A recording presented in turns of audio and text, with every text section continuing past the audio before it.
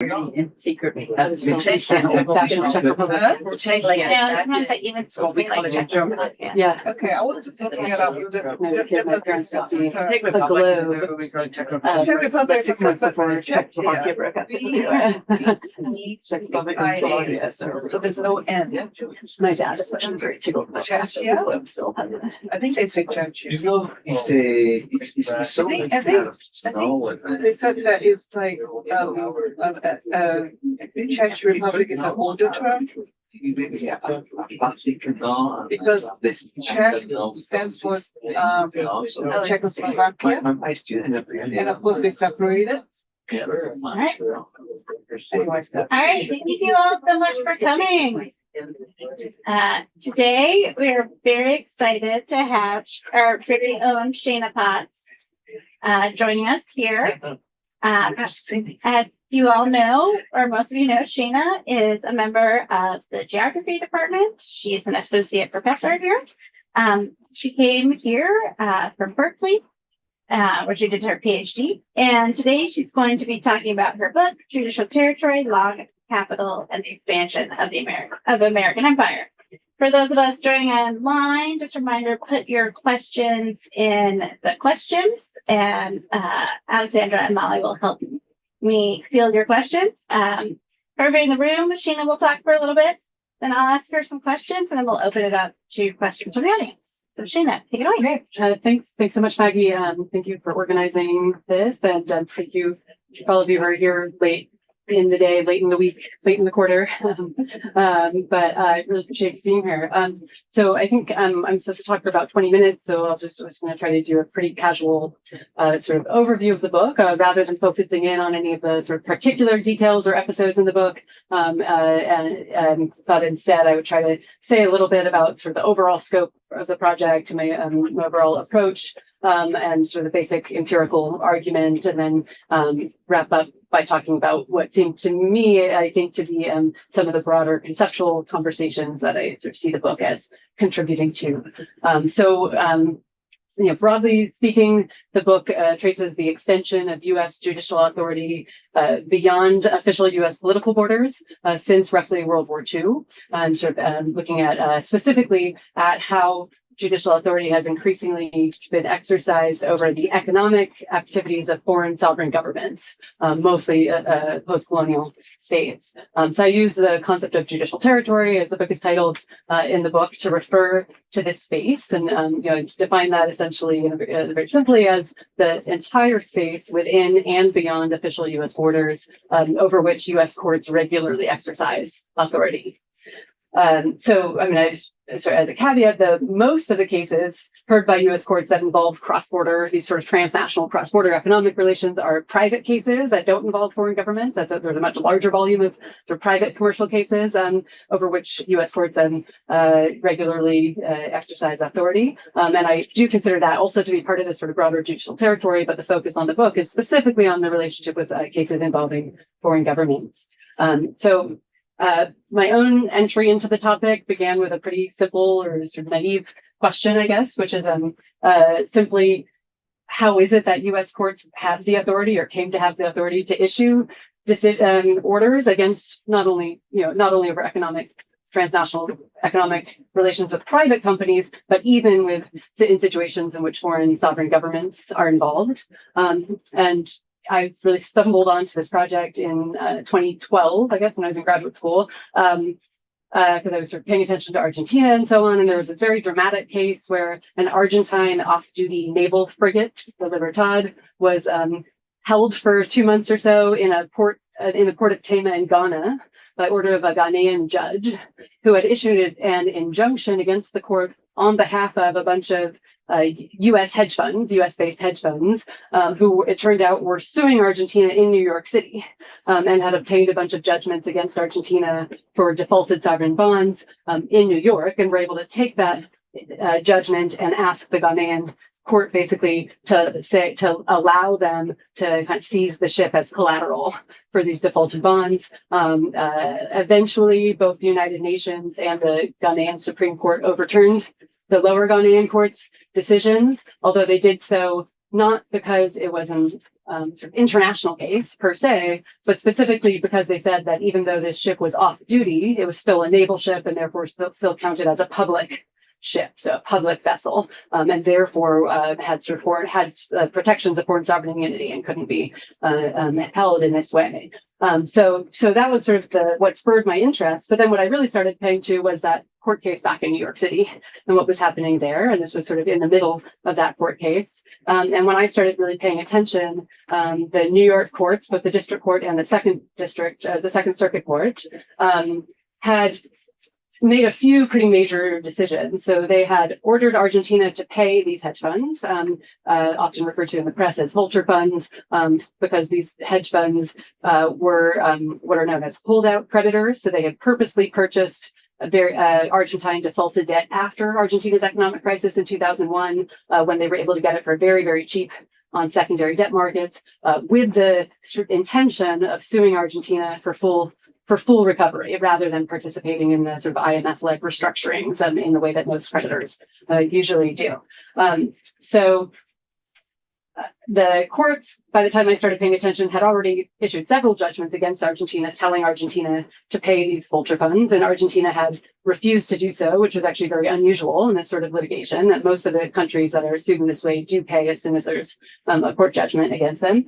But because Argentina had not paid yet, the courts had also issued a new order in either 2011 or 2012, I can't remember off the top of my head, that forbade Argentina from paying any of its other creditors until it paid these vulture funds first, and also issued an injunction saying that any financier anywhere in the world outside of Argentina that helped Argentina make payments to other creditors, would be held in contempt of court in New York City.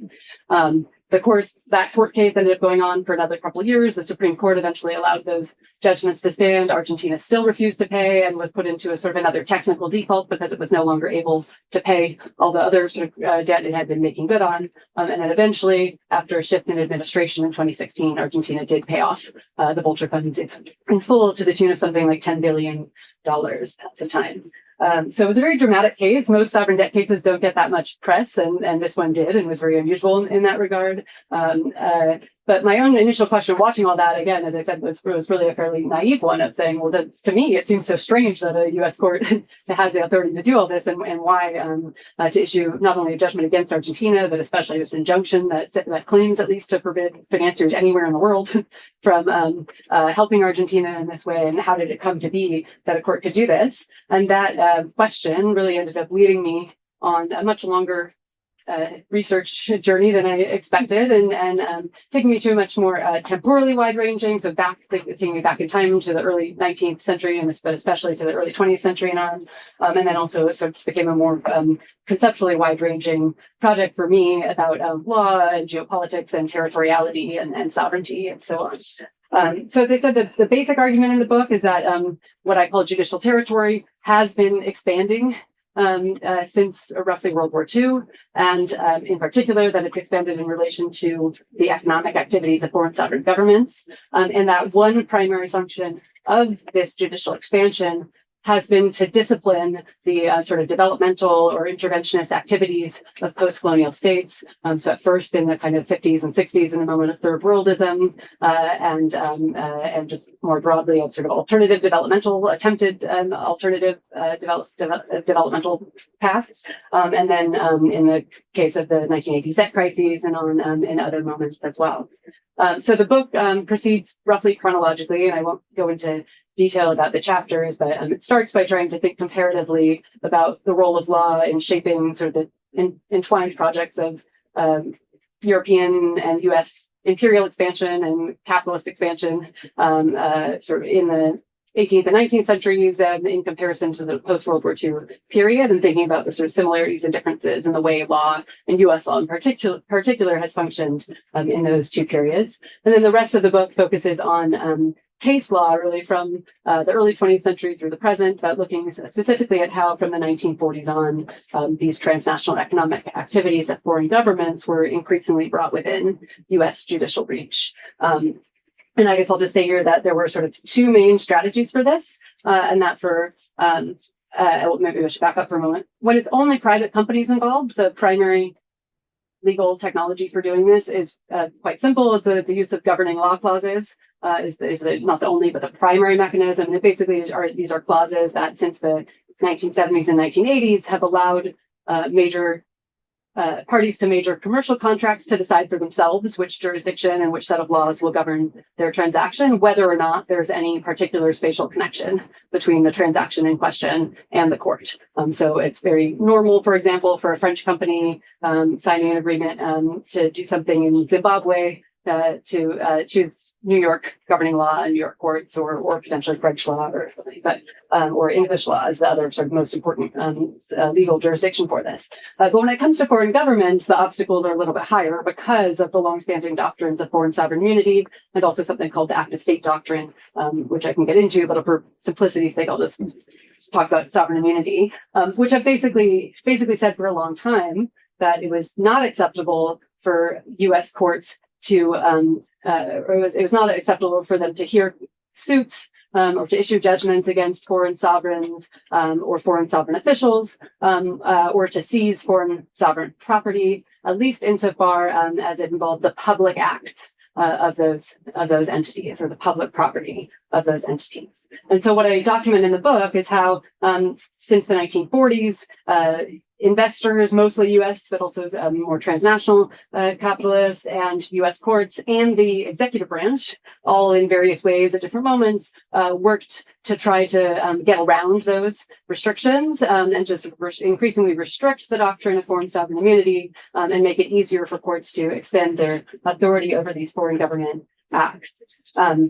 There were two sort of primary legal strategies for doing this. If we were to sort of sum it up, one was to create something called a commercial exception to foreign sovereign immunity laws, which said that foreign sovereign immunity rules would no longer apply to what were deemed to be the commercial acts of sovereign governments, of foreign governments. The first step in doing this was to say, well, actually, we're going to redefine, for the first time in relation to foreign governments at least, all commercial activity as necessarily private, as sort of by definition private rather than public activity. So they say all commercial activity counts as private, and then over time to gradually expand the category of commercial activity. So to sort of change the goalposts between what counted as public and private, or what counted as political versus economic activity.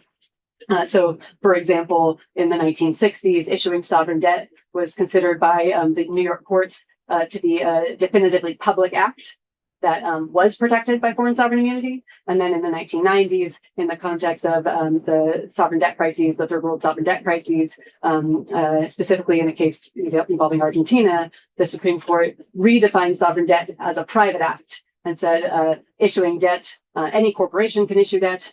Issuing debt is really a garden variety, was a quote, a garden variety economic activity.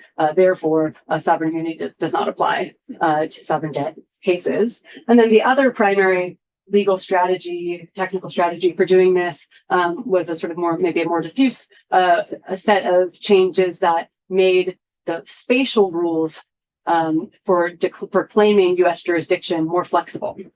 So sort of the probably the most important change there was that in 1976, the U.S. passed a statute, the Foreign Sovereign Immunities Act, which codified the commercial exception, but also established spatial criteria that said that U.S. courts could extend their jurisdiction over foreign governments, not only when those acts or those officials came into the boundaries of the U.S., but if their acts had a direct effect on the United States. And then, as you might imagine, there was a lot of litigation over the ensuing decades about what counted as a direct effect. And the tendency has been to define what counts as a direct effect more and more flexibly since, to make it easier for U.S. courts to sort of claim that indeed something has had a direct effect on the United States. Another interesting example has to do, I see both of these having to do with this in some sense, but more directly with how courts define the location of intangible and often indeed transnational financial activities. So in relation to debt, again, the U.S. courts shifted their definition for the situs, or the location of a debt, where in the 1960s and previously in relation to Cuba's nationalization of U.S. property, for example, they said that the locus of a debt was with the debtor, which, and I won't go into the details, but in the context of the Cuban nationalizations of U.S. property that allowed U.S. courts to claim jurisdiction over certain nationalized accounts that Cuba had claimed ownership of. So arguing that U.S. debt was, or that debt was situated with the debtor. Helped U.S. courts extend their authority in that situation. And then again, in the context of the third world debt crises of the 80s, the 1980s, courts changed the definition for the situs of debt to say that, well, actually, the situs of debt is always located with the creditor, which in the case of developing country debt generally means in New York or another major creditor country. And again, we're able to therefore claim jurisdiction for the US.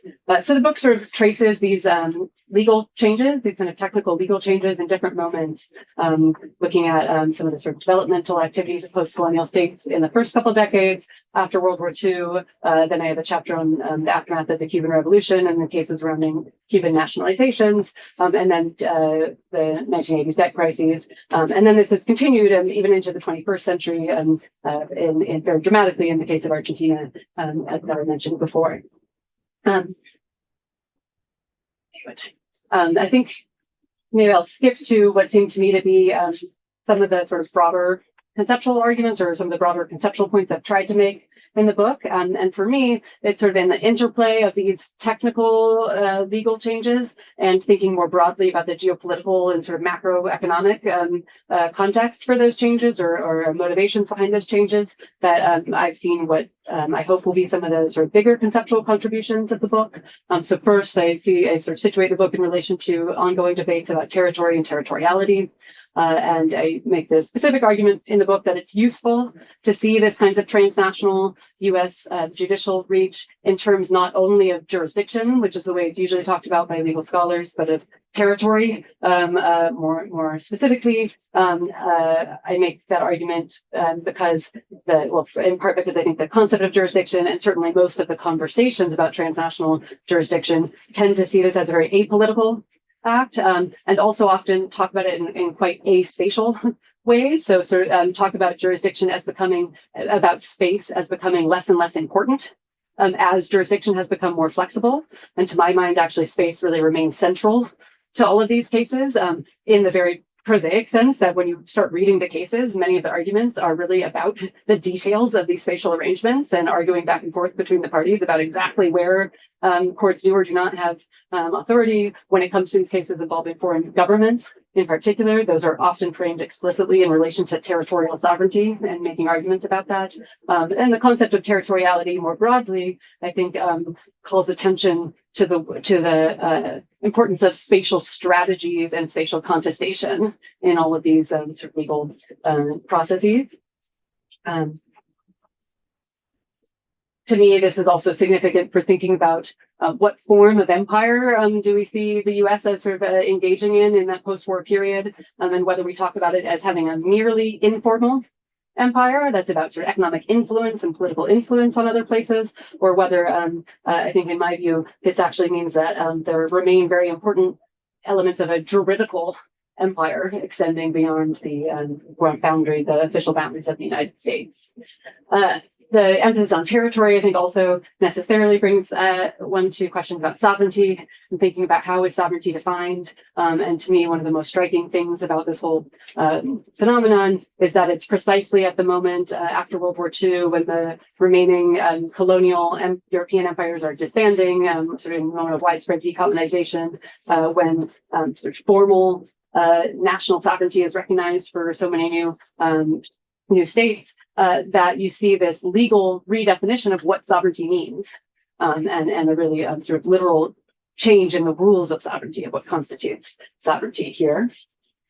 I think it also contributes more broadly to a lot of ongoing conversations in geography and other fields about thinking about more complicated graduated forms of sort of overlapping sovereignty and rather than thinking about sort of national sovereignty as a kind of as sort of something that's bounded by national borders.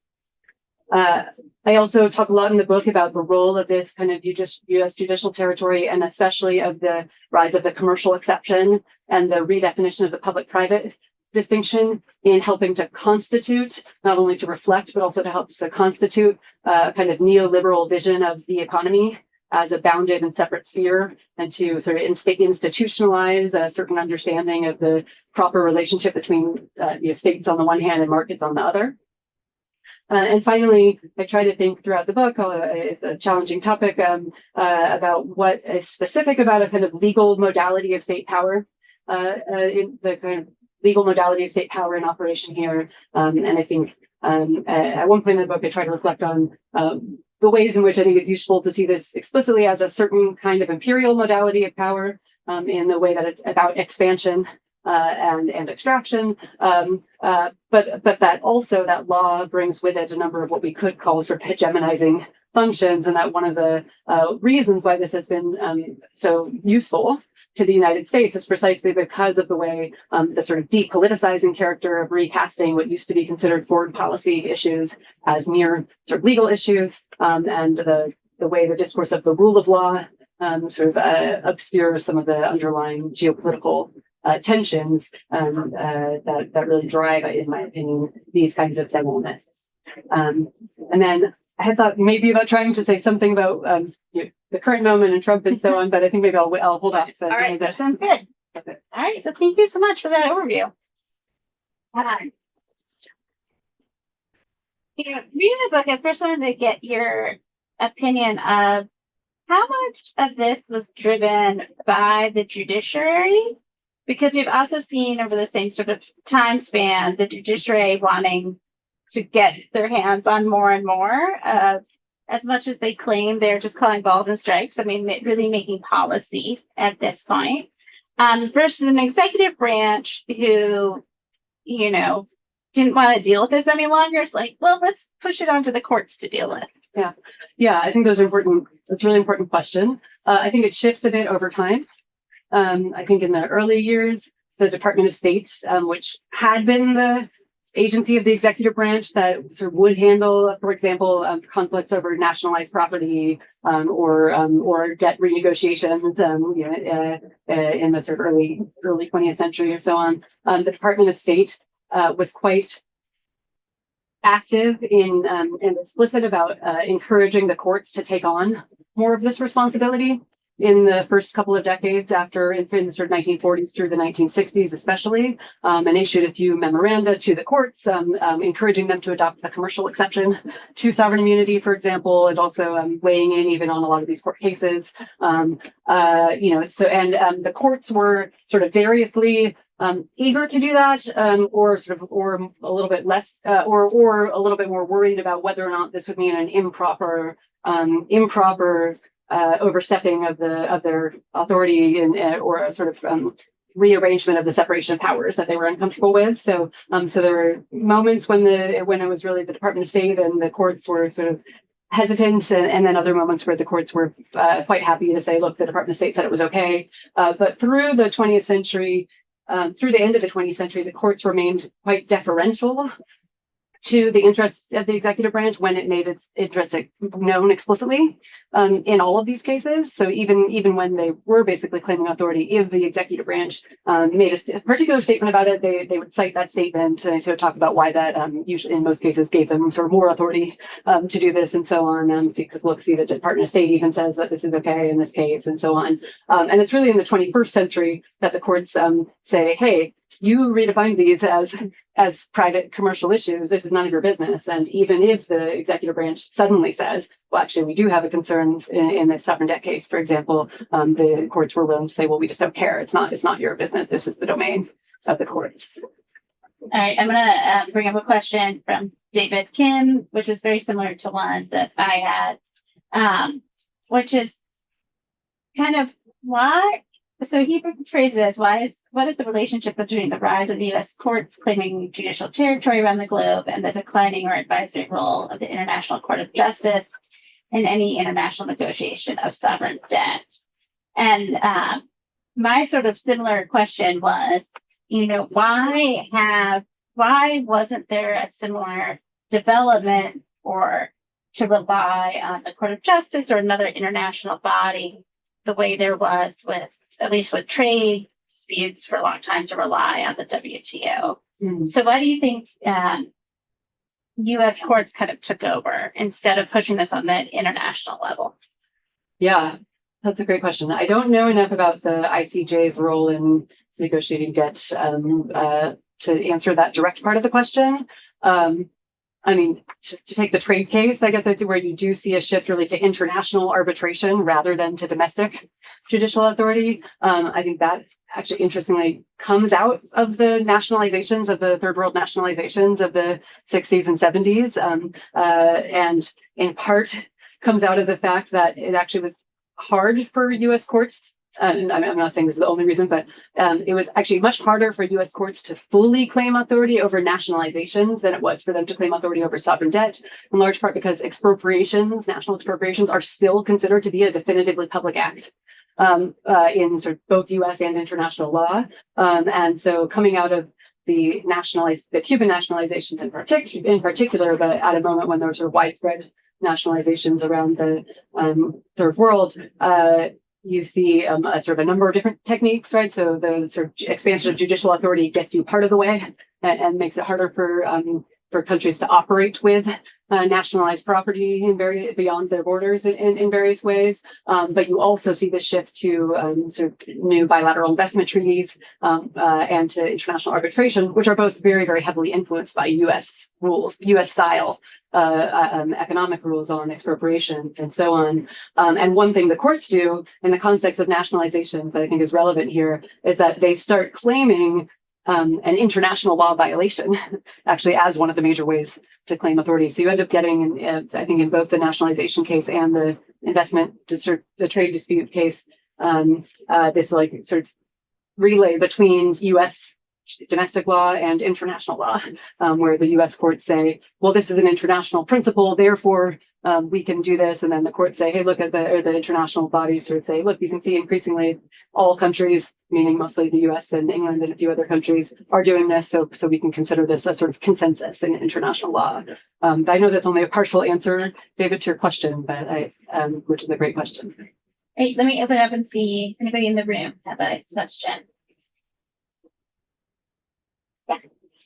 Yeah, I was just wondering, looking towards the future, like, do you think U.S. courts will continue to exercise more and more authority over like sovereign public activities, or do you think that's, I guess I'm thinking in keeping with kind of the current administration's kind of scaling back of foreign relations and trying to almost like isolationism, right? Like, will we generally stop exercising our authority as much on external?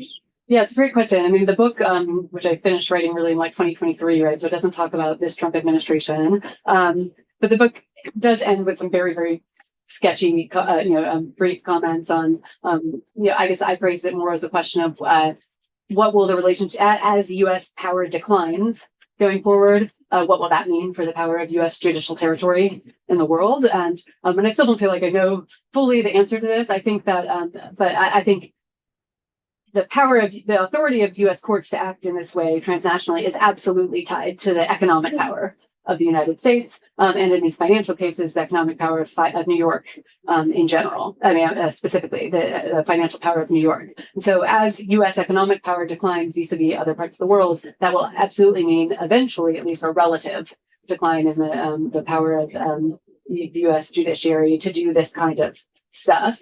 So what we are already seeing is sort of increasing competition for legal space, for transnational legal space between the United States, as I said, England has always been another major source of this sort of transnational legal power, but now increasingly a number of Southeast Asian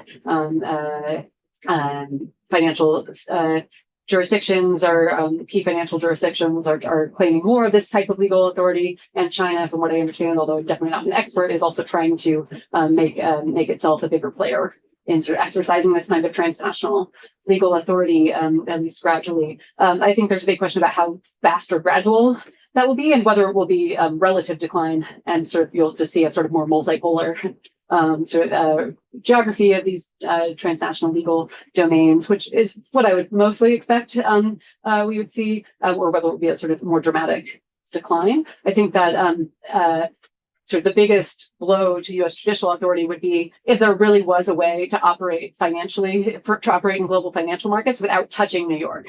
at all. So to the extent that China or China and Russia or whoever could and wanted to actually establish a sort of separate financial architecture, then that would really diminish what U.S. courts could do. It might also change what U.S. courts tried to do, right, in order to make sure that they weren't issuing the types of judgments that people would really go out of their way to avoid. But I think the Trump situation is a little bit different, or adds sort of some different dimensions. I mean, one, I think it will clearly accelerate the decline of U.S. economic and political hegemony, and to that extent, likely to some extent undermine the power of the U.S. courts. However, I do think there's quite a large degree of independence now between the judiciary, at least in relation to commercial questions, to what they consider to be commercial questions, and the executive branch. So I don't think they'll just suddenly sort of roll over. And I'm also not sure the Trump administration would have any particular interest in trying to convince them to rein in that sort of those types of economic decisions. The Trump administration's attacks on the judiciary, on the other hand, even though they're not focused on this kind of commercial law, I do think may very well undermine some of the sort of trust of the business community in U.S. in U.S. legal institutions. So you could see a decline there as well. Thank you. Because you have a rise in authoritarianism all around the globe, which one of their procedures is to control the judiciary. Don't you feel that then it would just sort of be what we saw with Trump with the whole Greenland thing? Well, this is our national security, so therefore, and do you think it's wise to think that just because as we see things changing so quickly, that the Trump administration is not capable of just slipping on a dime or No, I definitely don't think they're not capable of it. So this is a question of, so shouldn't we see that as really undermining potentially the sort of the way that this judicial territory operates? Yeah, I do think Trump could. I think we haven't seen any sign yet that he's interested in these kinds of commercial cases. And I guess to me, one of the questions would be, but certainly I wouldn't put it past him, but I think one of the questions would be, to the extent that he's sort of shaped by competing economic theories and interests and so on, I think he himself and his businesses are still quite invested in this kind of architecture of transnational commercial law that, generally speaking, is very good for transnational business, right? I think what would be interesting, for example, is whether other countries start suing or contesting in U.S. courts things like the Trump tariffs, or if there were sort of seizures, like real sort of seizures of land or territory or so on, and what that would look like in the courts. Yeah, I think you're right. There could be more of a sort of headbutting between the administration and the judiciary, for sure. and the general authoritarian, like how the Yes. Again, I think. I guess I feel like I just am not sure how it will go, but I guess one of the questions there is to what extent are many of these authoritarian governments, but also governments more broadly in the world right now, who have been increasingly engaging in what we call sort of the more explicitly interventionist economic policies, industrial policies, and so on, and tariffs and export-import quotas and things like that. To what extent are they interested in preserving versus sort of changing the type of international or transnational commercial rules that we've had? And I guess to me, it seems not totally clear cut to me whether it would be in their interests to try to undermine these types of rules, or I think in the case of China, for example, which is a very different case, obviously politically, or maybe this is part of what we would see. I think China is increasingly taking on the mantle of saying, "Hey, we'll uphold these kind of standard neoliberal economic rules in many ways," and so so you could see a shift of business to China, I guess, if more sort of right-wing authoritarian countries in the West started undermining that. But yeah, no, I think that's a good point. Thank you. Yeah, Elizabeth?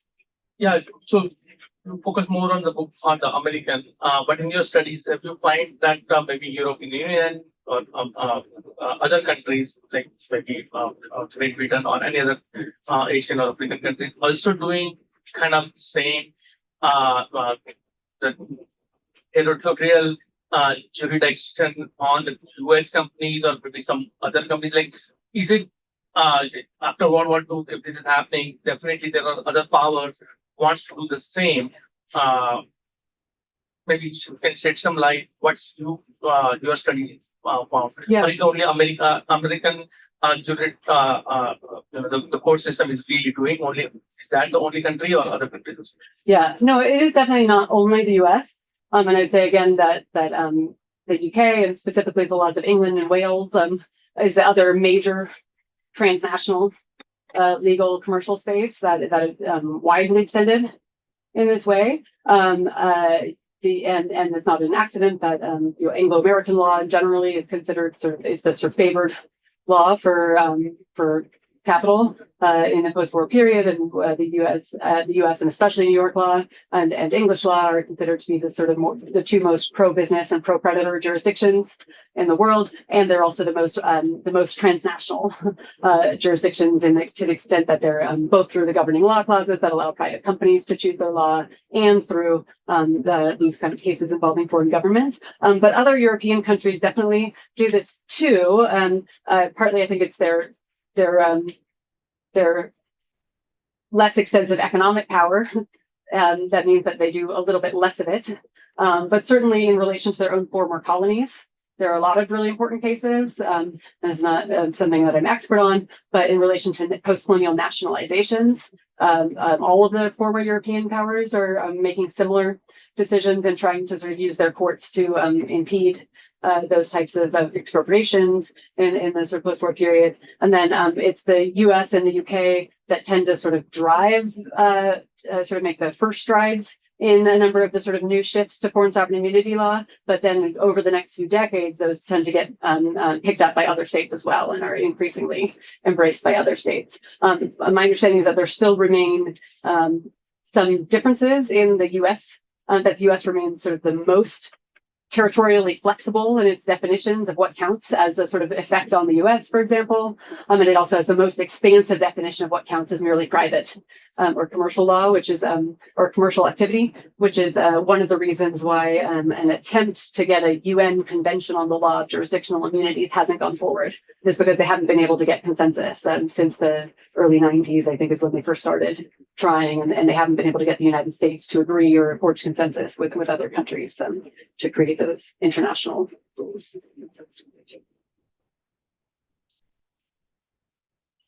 So another kind of a completely different kind of question, and then it has to do with disciplines, right? As a geographer, how did you equip yourself with all these skills to be analyzing the more legal kind of materials? Yeah, probably not in the recommended way, which unfortunately I came into this project after I'd already finished my qualifying exams and everything, and I had not been intending to study law. I was interested in geopolitics and finance and economic geography and so on, but not law. And so I really knew not very little about law. And so it definitely extended my graduate school career. But yeah, it was a lot of crash course in reading a lot of legal scholarship, talking to some legal scholars at UC Berkeley where I was and elsewhere, reading lots and lots of the legal news about these cases and so on, and then doing very painstaking reading of hundreds and hundreds of legal documents from the Argentina case, and then tracing those back to earlier cases and so on. So it was a bit of I would say, again, not necessarily the recommended approach, but I was going to help guide someone on how to set out in combining legal studies and geography and so on. But yeah, that's the way I went about it. Very impressive. I think, don't you mention in your book also that the system that was set up that gives preference to judicial authority of the U.S. It was also used to prevent a lot of post-colonial independent states from pursuing extreme capitalist systems. I think we have one of the most extreme forms of capitalism in the world. Maybe it's in Asia, it's been overtaken, but can you talk a little bit about what happened there? Yeah. So why I say that this was targeting explicitly. Yeah. So part of that was sort of why that ended up becoming my argument is that this was largely aimed at those sort of developmental economic practices is because the way I went about this was sort of starting with the Argentina case, but then sort of because the U.S. common law system is based on case precedent, right? Then I sort of reverse sort of track back. What are the cases being cited in the Argentina case, and then going back further from there, what are the cases that those were citing? What are the cases those were citing? Sort of back to the early 20th century and a few 19th century cases as well. And it turned out that while these rules do apply to all foreign sovereigns, that in the 40s through the 80s, at least overwhelmingly, the cases in which sort of new extensions of U.S. judicial authority were made overwhelmingly did involve post-colonial states. Occasionally, there were others, like a case involving Franco Spain, for instance, or Greece, or some other countries. There were others, but overwhelmingly, the cases that came up were post-colonial states who were engaging in these types of practices. And to be clear, bringing these transactions under U.S. law doesn't, like that running of state-owned enterprises, for example, didn't mean that those countries could not run state-owned enterprises, but it meant that to the extent that they did, and to the extent that those state-owned enterprises operated transnationally, the U.S. courts and sort of the U.S. companies engaging with those state-owned companies were able to bring U.S. commercial law rather than the laws of those other countries to bear on the transaction, and that meant generally the sort of more, the more sort of what we now call the sort of more neoliberal or the more free market contract fundamentalist approaches of U.S. law to bear on those cases, on those types of situations, and it's always hard to measure exactly what the sort of deterrent effect of this sort of transnational law is, but there's at least a widespread sense among legal scholars that that all major business contracts are established or sort of negotiated with the general sort of rules of the transnational legal order in mind, and that these kinds of cases will shape sort of what types of decisions people make going forward. So yeah, it's a way of clearing sort of the sovereign immunity issue aside. It also just meant that in comparison to some European countries that had been engaged in similar lawsuits with the United States in the early 20th century and who were not penalized because they were able to claim sovereign immunity, that defense was no longer accessible to post-colonial states who were doing very similar things sometimes in that in the post-World War II period. Did that answer your question? I have another. Oh, yeah, go ahead. Oh, I was just going to ask, could you just give a few examples of some of those post-colonial states that were mentioned in those cases? Like, were they, I mean, just some examples, and were they specifically targeted? Because I'm thinking during that time period is obviously like Cold War era, and capitalism versus communism, right? Or the courts trying to imprint Western style, American style financial systems, financial law onto those post-colonial developing states. I mean, yes, broadly speaking, I think yes. I don't think the courts were like going out and seeking these particular cases. I think US-based companies were heavily engaged in global economic activity, and when they came into conflict with often sort of breach of contract claims or something, right? When they came into conflict with states, then they were able to use US courts. They were able to bring these cases in US courts, right? And one of the reasons you would have more of these conflicts in relation to post-colonial states at the time was in part because the European companies or countries were less likely to be sort of operating these types of state-owned enterprises or to engage in expropriations or things like that later on. So I don't think it was that the courts were sort of seeking this, and it certainly wasn't like they had this sort of grand strategy, of using courts to do this. I don't think, but I think I think they did develop over the course of the first few decades in a sort of fumbling way, and then a bit more systematically, certain legal techniques that they tended to use over and over again to deny sovereign immunity claims in these types of cases, and to continually redefine more and more types of activity. For example, like the distribution of food aid, the sort of acceptance of distribution of food aid, or running state-owned enterprises, or expropriating property,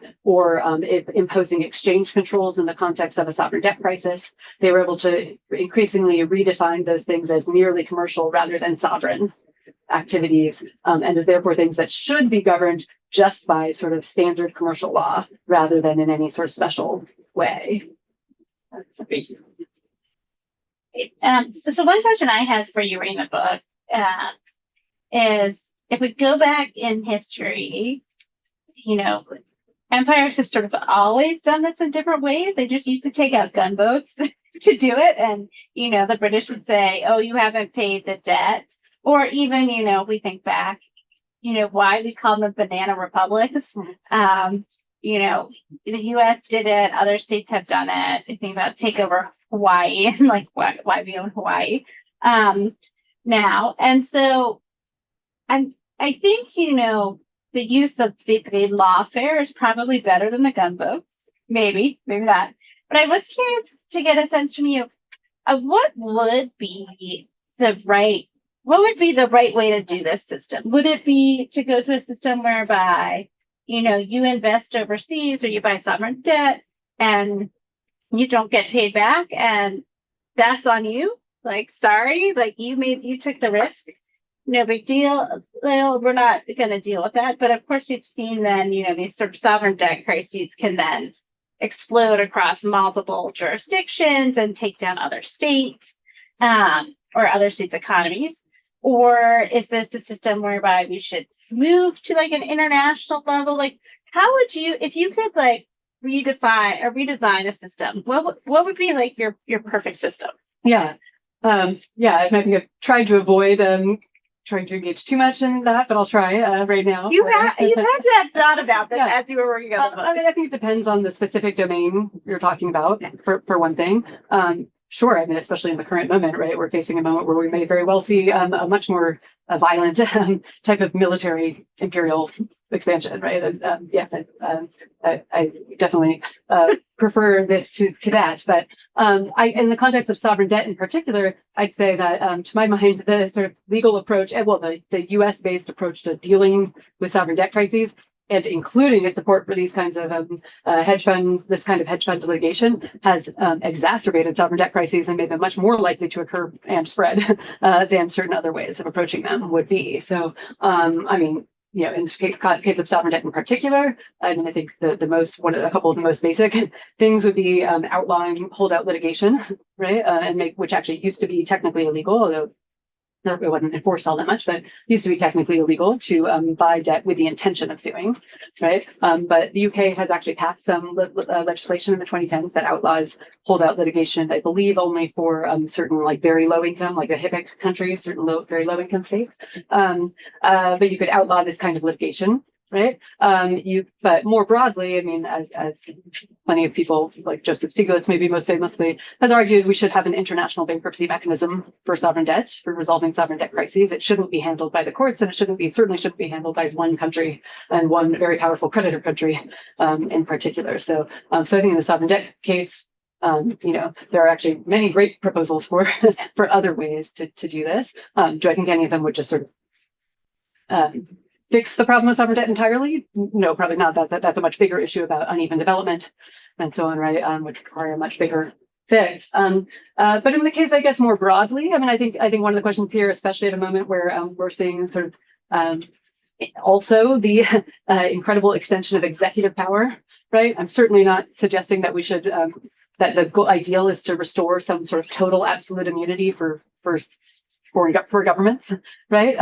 But one of the big points I make in the book is that in practice, we've only really restricted government immunity for commercial activities and not for things like human rights violations, for environmental damage, for all sorts of other things where I would much rather see major restrictions on governmental. And you even see like the backing down of the human rights. Like we had a brief moment where you could use the Alien Tort Statute, which is a way for people to basically like sue usually U.S. companies, typically, or governments even, for their actions in U.S. courts for like human rights violations. So there's cases where like, Exxon basically hired the Indonesian government to go kill a bunch of people, and, their relatives then were able to sue here in U.S. courts, or things like we see in other countries like universal jurisdiction. Right. Yeah, so there are some limited cases of that, but by and large, that's been much less expansively used than the this sort of Supreme Court recently rolled that back. Right. Yeah. Yeah, so I mean, so personally, I would prefer to see a much greater restriction of sovereign immunity in relation to those types of things. But to my mind, I think this is actually part of a much bigger conversation about changed understanding of what constitutes proper state authority, proper state economic activity, and sort of the ways in which we want states to be able to intervene, especially in moments of economic crisis, right? To do things even if they mean a breach of contract with a handful of major corporations who are going to lose some money, right? So, I guess and then yes, the idea of having at least, at the very least, I'd say, sort of UN-based international rules for these things, rather than sort of rules that were created in the most powerful predator countries in the world and then sort of exported outwards. But yeah, so. Is that your hand? Yeah, so I mean, when we're talking about institutions like the ICJ, the WTO, or just the UN in general, do you think a stronger presence of such an institution would make these countries, and I mean, not just the US, but like any Western European countries, kind of step back from their jurisdictions, or do you think their economic power is the sole kind of prerequisite that they need to have this role? Do you mean like could the WTO have wanted to curb the power of the U.S. courts in this way? I'll just sort of add to that. Like if you look at the role of the international arbitration, even under UN agency, under these bilateral investment treaties, I mean, it's very clear that it's very much based, as you mentioned, based off of US and British law. And countries have decided to pull out of those arbitration agreements because they think they're pretty unfair, right, to a lot of countries. Right. Yeah, I mean, I guess I'd say we had not yet been in a world where the WTO would have had any interest in curbing English or New York legal authority in this way, and the two have really worked hand in hand. I think, rather than being opposed. I mean, so you would need an international order in which, especially sort of lower income countries, had a much stronger, much more political power, I think, to get a situation where those institutions had any interest in curbing this sort of power, and then you would need England and the US to agree to sign on to those. So it doesn't seem likely. Yeah, I mean, I think the question you raised earlier, Maggie, about is a super interesting one about why some issues have remained largely in the domain of transnational domestic law and some have moved more to arbitration. It's an interesting one that I have wondered about, but I don't really know a general answer. But I think in some ways, I think as you just said, the arbitration one is actually technically easier for countries to pull out of, right? Because it is an international agreement, whereas this is about thousands of contracts that, and it would be quite difficult to sort of remove all of those from New York legal authority in one fell swoop, at least. All right. Time for one last question. Back. So the entity which is not a US entity gets sued in US court by the US entity. Like that I'm suing. For example, like when you remember there was a company in India got sued by one of the hedge funds over here to that company, and then I think that company or the owner lost. So if that happened, what's like the entity and the proprietor of entities are not in US, let's say, even if they lose. The court gives in favor of the US entity, right? What next, right? What power really can the judicial system over here can really, is the judicial system going to work with the other sovereign nation to punish, or what exactly really happens after?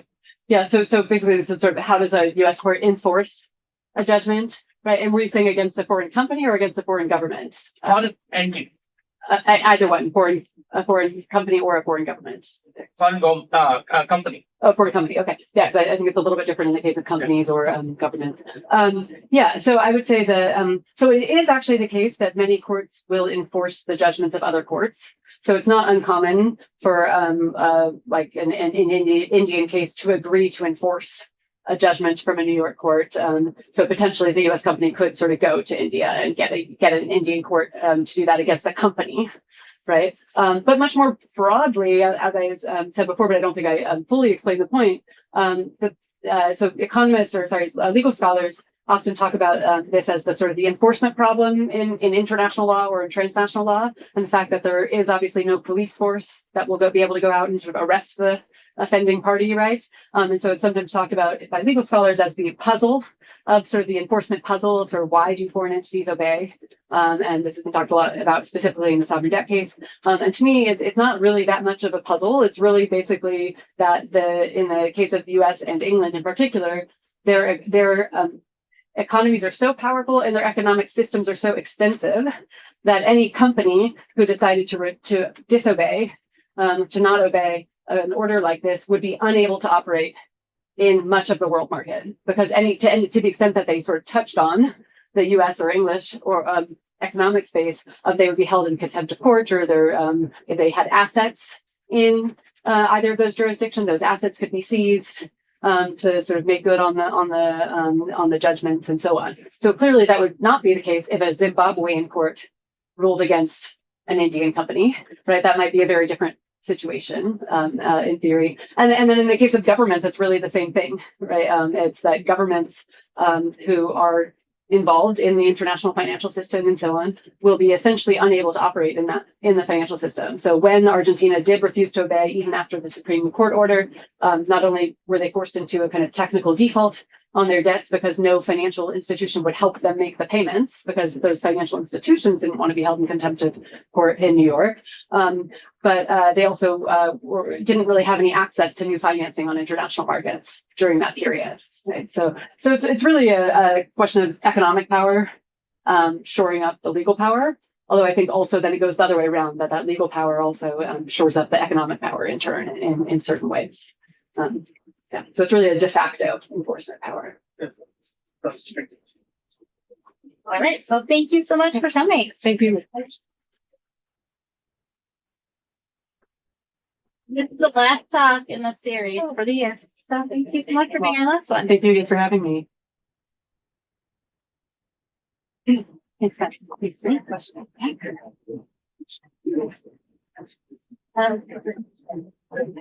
Yeah, this would be a question.